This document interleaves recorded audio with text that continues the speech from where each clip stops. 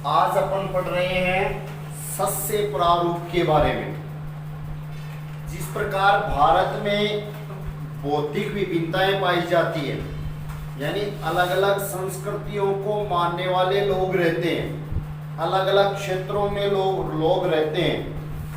कहने का मतलब है बौद्धिक विभिन्नताओं और संस्कृतियों की जिस प्रकार भारत में बहुलता, अधिकता, अनेकता है, उसी प्रकार भारत में क्या है, फसलों की भी बोई जाने वाली फसलें हैं, वो भी अनेक प्रकार की बोई जाती है।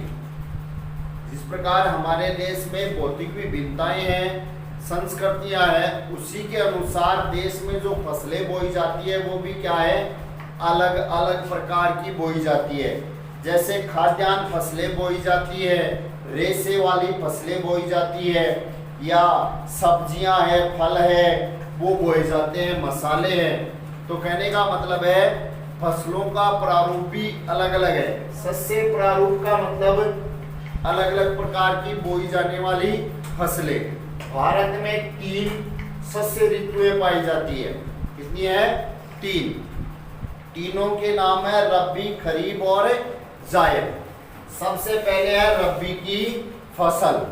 तो रबी की फसल है, बोने का समय है, इसका बोई कब जाती है? ये शीत ऋतु में अक्टूबर से दिसंबर के मध्य बोई जाती है। और काटने का समय है ग्रीष्म ऋतु में अप्रैल से जून के मध्य काटा जाता है। याद रखने वाली बात है, कई बार पूछते हैं रबी की फसल कब बोई जाती है, कब काटी जाती है। कहने का मतलब है कि हमारी जो शीत ऋतु की फसल है उसको हम क्या कहते हैं? रबी की फसल कहते हैं। और शीत ऋतु की फसल बोई जाती है कब? अक्टूबर से दिसंबर के बीच में। सर्दी की फसल है वो अक्टूबर से दिसंबर के मध्य अपन बोते हैं। और उसमें देखो अक्टूबर, नवंबर, दिसंबर में देखो आगे अक्टूबर में नवंबर, दिसंबर, जनवरी, फरवरी, मार्च, अप्रैल, वही 4-5 महीने जोड़ दो तो अप्रैल से जून के मध्य काटी जाती है। समझ गए? तो अक्टूबर से दिसंबर के मध्य, अक्टूबर के अंत में बोना शुरू करते हैं अपन। अक्टूबर में बोते हैं, कुछ लोग नवंबर में बोते हैं। ऐसे 1-2 महीने दिसंबर तक क्या है, बोने का काम किया जाता है, फसल की बुआई की जाती है। फिर वही जब तैयार हो जाती है, 3-4 महीने में तैयार होती है, तो जो पहले बोते हैं वो अप्रैल से लेकर जून तक काटने का समय होता है। और इसमें मुख्य फसलें कौन सी है? गेहूं, जौ, चना, मटर, सरसों, इनकी बुआई की जाती है। ये इनके उदाहरण है। समझ गए? प्रश्न पूछे रबी की फसल किसे कहते हैं? तो रबी की फसल कौन सी है? जो शीत ऋतु में बोई जाती है, वो कौन सी फसल कहलाती है? रबी की फसल कहलाती है। इसको बोने का समय बताइए। तो बोने का समय अक्टूबर से दिसंबर के बीच में। इसको काटने का समय बताइए। तो काटने का समय है अप्रैल से जून के बीच में। इसके उदाहरण बताइए। तो उदाहरण कौन से हैं? चना, मटर, सरसों, गेहूं। अपन क्या याद रखें? गेहूं याद रख लें। एक गेहूं याद रखेंगे तो इसके साथ में बोई जाने वाली और फसलें हमारे अपने आप याद रह जाएगी। क्यों कि हमें क्या होता है, कई बार हम क्या करते हैं, रबी की फसल है उसके उदाहरण पूछते हैं, किसका उदाहरण दे देते हैं अपन? खरीफ की फसल का उदाहरण दे देते हैं। देखो याद रखने का तरीका वैसे तो बाद में बता रहा था, पहले बता दूं मैं। जैसे देखो रबी नाम है और एक नाम आया क्या? खरीफ नाम है, और एक नाम आएगा जायद। ये 3 नाम आएंगे। अब इनमें हमें उदाहरण याद रखने में कई बार परेशानी हो जाती है। हम इनके उदाहरण याद रखते हैं तो कई बार परेशानी हो जाती है। परेशानी होने का मतलब हमने याद तो किया है और हम क्या करते हैं, खरीफ का उदाहरण रबी में डाल देते हैं, रबी का उदाहरण खरीफ में डाल देते हैं। ये समस्या आ जाती है। अपन एक उदाहरण याद रखें, अपने आप बाकी याद रह जाएंगे। गेहूं और बाजरा। और यहाँ पे तो हमें पता है सब्जियां हैं। यहाँ पे तो क्या होती है, सब्जियों का उत्पादन किया जाता है, जैसे खरबूजा, तरबूजा, ये भी इसी में आते हैं। तो कहने का मतलब है कि अब याद कैसे रखें? याद रखने के लिए देखो इसमें कितने अक्षर हैं? 2 अक्षर हैं। गेहूं में कितने अक्षर हैं? 2 अक्षर हैं भाई। र और बी 2 अक्षर, ये और हूं 2 अक्षर। इसी प्रकार खरीफ कितने अक्षर है? 1 2 3। इसमें कितने हैं? 1 2 3। हो गया तरीका याद करने का? भाई याद हो जाएगी, एक ही उदाहरण याद करना है, बाकी तो अपने आप याद रह जाएंगे। क्यों कि गेहूं के साथ में जो बोते हैं अपन, भाई हम किसान खेती से संबंधित है, ऐसा है नहीं हमारा खेती से कोई संबंध ही नहीं है, इतना तो जानते ही हैं, बुआई भी करते हैं, खेतों में जाते भी हैं, देखते भी हैं, तो इतना तो ज्ञान है ही हमें। इसलिए रबी का अगर उदाहरण याद रखना हो तो 2 अक्षरों का नाम एक याद रखो, गेहूं। गेहूं के साथ में बोते हैं चना, मटर, सरसों, ये सारे उदाहरण आ जाएंगे। गेहूं के साथ में ना जो चना, मटर, सरसों, ये गेहूं के साथ में बोया जाता है। जिस साथ में बोने का मतलब भाई जिस समय गेहूं बोया जाता है उसी समय चना बोया जाता है, उसी समय मटर की फसल की जाती है, उसी समय सरसों की बस खेती की जाती है। तो एक उदाहरण याद किया, 3-4 अपने आप याद हो गए। इसी प्रकार खरीफ का नाम है, 3 अक्षर है, इसमें कितने अक्षर है? 3 अक्षर है। 3 अक्षर है तो बाजरे में भी कितने हैं? 3 है। अब बाजरे के साथ साथ क्या बोते हैं? बाजरे के साथ बोते हैं क्या? जैसे बाजरा है, जवार है, मूंग है, उड़द है, मूंगफली है, ये सभी बाजरे के खरीफ की फसल के उदाहरण हो गए। भाई मूंगफली अब बो रखी है हमने, अब खेतों में मूंगफली बोई हुई है, तो अब क्या बो रखा है? बाजरा भी बो रखा है हमने, तो ये बाजरे के साथ की फसल हो गई। चावल है, वो हमारे यहाँ पर खरीफ की फसल है। चावल वैसे तो खरीफ और रबी दोनों की फसल है, लेकिन ज्यादातर किसकी फसल होती है? चावल है, खरीफ की। वो याद रखो तो भी वही बात है, चावल में भी कितने अक्षर हैं? 3 ही अक्षर है। भाई वो याद रखे अपन तो भी वही बात है, चावल में भी कितने अक्षर है? 3 अक्षर है। तो अपन चर्चा कर रहे हैं किसकी? रबी की फसल का। एक बार फिर से बता दूं, उदाहरण तो याद करने का तरीका बता दिया मैंने, उदाहरण तो याद रह जाएंगे हमें। कौन कैसे उदाहरण है? रबी की फसल में बोई जाने वाली 4 फसलों के उदाहरण। कई बार हमारी परीक्षा में क्या करते हैं? एबेसेदा दे देते हैं। परीक्षा में क्या करते हैं? एबेसेदा ऑब्जेक्टिव टाइप क्वेश्चन आते हैं, उसमें ऐसा प्रश्न बना देते हैं कि निम्न में से कौन सा रबी की फसल का उदाहरण नहीं है। कई बार ऐसा प्रश्न आ जाता है, जैसे देखो कई बार ये उदाहरण आ गया, तब हमारी समस्या का हल हो जाएगा अपने आप। कैसे होगा? देखो जैसे ये उदाहरण दे दिया, निम्न में से रबी की फसल का उदाहरण नहीं है। अब ए में लिख दिया गेहूं, बे में लिख दिया चना, स में आ गया सरसों और द में आ गया मूंगफली। द में क्या आ गया? मूंगफली। कौन सा उदाहरण नहीं है रबी की फसल का? कौन सा उदाहरण नहीं है? मूंगफली नहीं है, क्योंकि अभी मैंने बताया मूंगफली कब बोई जाती है? खरीफ की ऋतु में मूंगफली बोई जाती है। तो ऐसा प्रश्न आ जाए तो हम अपने आप अलग कर लेंगे, हमें कोई दिक्कत नहीं होगी। तो रबी की फसल बोई जाती है कब? अक्टूबर से दिसंबर के मध्य, काटी जाती है अप्रैल से जून के मध्य। इसके उदाहरण है, और यह मुख्य रूप से, वैसे तो देखो रबी की फसल भारत के लगभग भागों में की जाती है, भारत के लगभग भागों में पूरे देश में की जाती है रबी की फसल, लेकिन जहां पर ज्यादा उत्पादन होता है, क्या लिखा है? यह फसल मुख्य रूप से देश के विस्तृत भाग में बोई जाती है, यानी देश लगभग पूरे हिस्से में बोई जाती है। मुख्य रूप से ज्यादा उत्पादन कहाँ होता है इसका? उत्तर और उत्तरी पश्चिमी राज्यों में। और ये कौन से हैं? पंजाब, हरियाणा, हिमाचल प्रदेश, जम्मू कश्मीर, उत्तराखंड। इनमें गेहूं का तो उत्पादन होता ही होता है, और गेहूं के साथ में अन्य फसलों का उत्पादन भी होता है। समझ गए? रबी की फसल पूरे भारत में बोई जाती है, लेकिन ज्यादातर उत्पादन उत्तर और उत्तरी पश्चिमी राज्यों में होता है।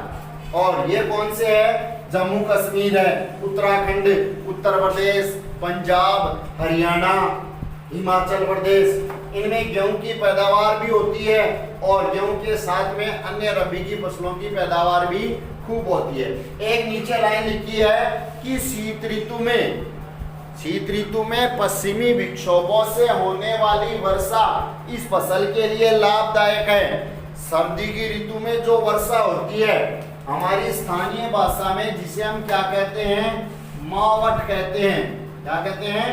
मावट कहते हैं। सर्दी की ऋतु में वर्षा होती है तो हम क्या कहते हैं, मावट हो गई। और ये मावट किसके लिए फायदे वाली होती है, रबी की फसल के लिए। कई बार ऐसा प्रश्न भी आ जाता है, मावट किसे कहते हैं, तो सर्दी की ऋतु में होने वाली वर्षा क्या कहलाती है, मावट कहलाती है। मावट किसे कहते हैं, या कौन सी फसल के लिए लाभदायक है, कौन सी फसल है उसके लिए अच्छी है। तो सर्दी की ऋतु में जो वर्षा होती है कहां से होती है, ये पश्चिमी विक्षोभों से, पश्चिमी चक्रवातों से होती है और भूमध्य सागर से उठकर आती है। भूमध्य सागर है, इनसे उठकर ये पश्चिमी चक्रवात आते हैं और इनसे जो वर्षा होती है वो वर्षा क्या कहलाती है, मावट कहलाती है। और ये मावट कौन सी फसल के लिए लाभकारी होती है, रबी की फसल के लिए, गेहूं की फसल के लिए मावट लाभकारी होती है। क्यों, क्योंकि सर्दी की ऋतु में वर्षा नहीं होती है। सर्दी की ऋतु में जो रबी की फसल की जाती है वो किस पर निर्भर होती है, सिंचाई के साधनों पर निर्भर होती है। जितनी ज्यादा, जिस प्रकार अच्छी सिंचाई होगी, जैसे देखो ये नाम आया पंजाब, हरियाणा, ये सारे सिंचित प्रदेश है, यहाँ पर सिंचाई के साधन खूब है। तो जितना सिंचाई का अच्छे साधन जहाँ पर है वहां पर यह फसल अच्छी होती है। और जब वर्षा हो जाती है, जब मावट के द्वारा वर्षा होती है तो सिंचाई की आवश्यकता कम हो जाती है और वैसे फसल के लिए वर्षा अच्छी होती है। तो शीत ऋतु में होने वाली वर्षा मावट है वो किसके लिए फायदे वाली है, रबी की फसल के लिए फायदे वाली है। अब रबी की एक फसल सस्य प्रारूप में एक प्रारूप क्लियर हो गया है। क्या, रबी की फसल का प्रारूप कब बोई जाती है, अक्टूबर से दिसंबर के बीच सर्दी की ऋतु में बोई जाती है। सर्दी की ऋतु में जब बोते हैं तो काटते कब है, गर्मी की ऋतु में काटते हैं। कब, गर्मी की ऋतु में अप्रैल से जून के मध्य काटा जाता है। और उदाहरण जो चना, गेहूं, मटर, सरसों और मुख्य रूप से उत्तर और उत्तरी पश्चिमी भागों में बोई जाती है, मावट होती है, वो इसके लिए लाभकारी होती है। दूसरा प्रकार है खरीफ की फसल। रबी की फसल के बाद में है खरीफ की फसल। यह बोई जाती है मानसून के आगमन पर। मानसून के आगमन का मतलब है जब मानसून आता है। मानसून आता है कब, जून से लेकर जुलाई तक। मानसून के आगमन का समय है जून से शुरू होता है और जुलाई के अंत तक देश के संपूर्ण हिस्सों में मानसून पहुंच जाता है। मानसून का मतलब है वर्षा काल, वर्ष होने वाली वर्षा। तो जून से लेकर जुलाई तक क्या होता है, देश के संपूर्ण भागों में मानसून पहुंच जाता है। हमारे यहाँ पर मानसून पहुंचने का समय लगभग होता है जून के आखिर से जुलाई के प्रारंभ तक। जून के आखिर से लेकर जुलाई के प्रारंभ में भी आ जाता है, जून के आखिर में या जुलाई के मध्य तक पहुंच जाता है। 15 जुलाई के आसपास तक हमारे यहाँ, इससे पहले मानसून लगभग आ जाता है। तो खरीफ की फसल बोई जाती है मानसून के आने पर, जब भी बरसात होती है और बरसात होने के साथ में खरीफ की फसल बो दी जाती है। यानी यह फसल निर्भर रहती है मानसून पर। अच्छी वर्षा होगी तो फसल का उत्पादन अच्छा होगा और वर्षा समय पर और अनियमित हो रही है, कई बार आवश्यकता से ज्यादा हो जाती है, कई बार समय बीतने के पश्चात होती है, कई बार क्या होता है जितनी आवश्यक हो उतनी होती है। तो जब वर्षा, मानसून अच्छा आया है और मानसून नियत समय पर आया है और मानसून से होने वाली वर्षा भी पर्याप्त हुई है तो यह फसल अच्छी होती है। मानसून के आगमन पर बुआई की जाती है और सितंबर अक्टूबर में काट ली जाती है। खरीफ की फसल बोई जाती है मानसून के आगमन पर, यानी जब मानसून आता है तब बोते हैं और सितंबर अक्टूबर तक काट लेते हैं। इसके मुख्य उदाहरण क्या है, चावल, मक्का, बाजरा, मूंग, अरहर और उड़द, कपास, जूट, मूंगफली, ये सब क्या है खरीफ की फसल के उदाहरण है। देश के लगभग संपूर्ण हिस्सों में बोई जाती है। ये खरीफ की फसल है वो देश के संपूर्ण हिस्से में की जाती है। तीसरा प्रकार है जायद की फसल। जायद की फसल क्या है? इन दोनों के बीच में, रबी और खरीफ की फसल है, इन दोनों के बीच में बोई जाने वाली फसल कहलाती है जायद की फसल। इसमें बोया जाता है तरबूजा, खरबूजा, ककड़ी, सब्जियां और पशुओं के लिए चारा। तरबूजा, खरबूजा, ककड़ी है, खीरा है, सब्जी है और चारे, ये बोया जाता है जायद की फसल में इन दोनों ऋतुओं के बीच में। तो शस्य ऋतुओं के 3 प्रारूप हो गए हैं, रबी की फसल, खरीफ की फसल और जायद की फसल। रबी की फसल है शीतकाल में बोई जाने वाली। कब बोई जाती है? अक्टूबर से दिसंबर के मध्य, काटी जाती है अप्रैल से जून के मध्य। इसमें गेहूं है, जौ, चना, सरसों ये बोया जाता है। और जब बरसात आ जाती है शीतकाल में पश्चिमी चक्रवातों से बरसात आती है, वो इसके लिए अच्छी रहती है। खरीफ की फसल बोई जाती है सितंबर से अक्टूबर के बीच में, काटी जाती है कब? मानसून के आगमन पर। खरीफ की फसल बोई जाती है मानसून के आगमन पर, काटी जाती है सितंबर से अक्टूबर में।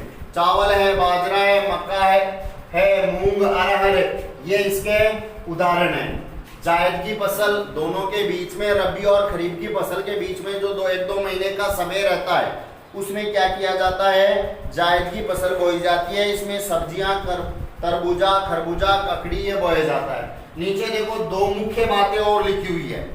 2 मुख्य बातें क्या? चावल की 3 ऋतुएं। वैसे तो मैंने क्या बताया? चावल एक खरीफ की फसल है। चावल क्या है? खरीफ की फसल है।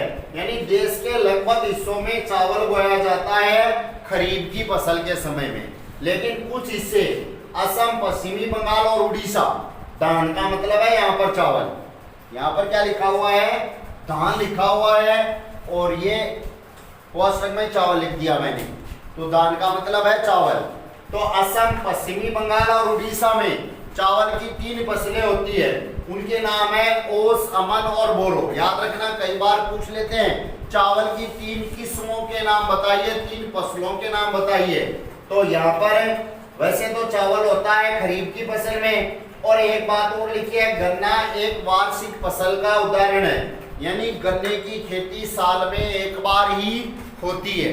जिस भूमि पर हम गन्ने की खेती करते हैं, ऐसा नहीं है कि 3-4 महीने में गन्ने की खेती कंप्लीट हो गई और उसके बाद में उसकी जगह दूसरी फसल की बुआई की जाए। तो गन्ना है वो एक वार्षिक फसल है। वार्षिक फसल होने का मतलब है गन्ने की हमने बुआई कर दी तो गन्ना पककर तैयार होने में कितना समय लगता है? 1 वर्ष का समय लगता है। ये वार्षिक फसल का उदाहरण है। चावल की 3 किस्में होती है, ओस, अमन और बोरो। जायद, खरीफ और रबी, ये अलग अलग उदाहरण हो गए। तो खरीफ की फसल है, उसमें किसकी आवश्यकता होती है? ये मानसून के आगमन पर बोई जाती है, हमें पता है। खरीफ की फसल है वो वर्षा पर निर्भर रहती है, लेकिन जब वर्षा नहीं आती है तो कुछ इलाकों में सिंचाई करके भी यह खेती की जाती है। जैसे चावल की खेती है वो मुख्य रूप से असम, पश्चिमी बंगाल, उड़ीसा, आंध्र प्रदेश, तेलंगाना, तमिलनाडु, केरल और महाराष्ट्र में, तटीय क्षेत्र और उत्तर प्रदेश में की जाती है। यहाँ पर मुख्य रूप से की जाती है और वर्तमान समय में यानी पिछले कुछ वर्षों से क्या किया जाने लगा है? पंजाब और हरियाणा में भी चावल, पंजाब और हरियाणा में भी बोई जाने वाली मुख्य फसलों में किसका स्थान आ गया है? चावल का।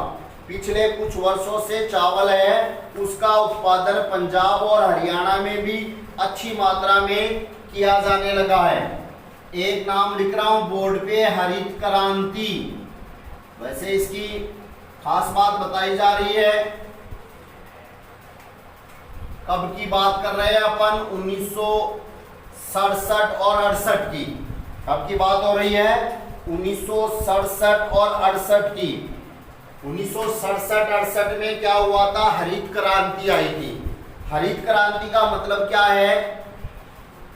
फसलों के उत्पादन में अप्रत्याशित वृद्धि हो। 67-68 में क्या हुआ? उन्नत क्वालिटी के बीज अच्छी किस्म के बीज, रासायनिक उर्वरक, रासायनिक खाद के प्रयोग से फसलों के उत्पादन में अधिकाधिक वृद्धि को क्या कहा गया? हरित क्रांति कहा गया। और हरित क्रांति के आने के बाद से हमारे देश में क्या होने लगा है? गेहूं और चावल की फसल में पर्याप्त वृद्धि हुई है। हरित क्रांति के आने के बाद से हमारा देश गेहूं और चावल के मामले में आत्मनिर्भर बन के व्यापार भी, निर्यात भी करने लगे हम। तो हरित क्रांति शब्द आया है, वैसे पूरा विवरण नहीं है लेकिन फिर भी बता रहा हूं कि 1967-68 में क्या हुआ था? हरित क्रांति आई थी। और हरित क्रांति किससे संबंधित है? गेहूं और चावल की फसल से, गेहूं और चावल से संबंधित है हरित क्रांति। इसमें क्या हुआ था? उन्नत किस्म के बीज, HYB बीज जिसको बोलते हैं, रासायनिक खाद, उन्नत किस्म के बीज, रासायनिक खाद के प्रयोग से उत्पादन में अधिकाधिक वृद्धि हुई, उसको क्या कहा गया? हरित क्रांति कहा गया। और हरित क्रांति मुख्य रूप से पंजाब, हरियाणा, राजस्थान के कुछ भागों में हरित क्रांति का क्षेत्र शामिल है। और इनसे क्या हुआ? गेहूं और चावल के उत्पादन में अधिकाधिक वृद्धि हुई।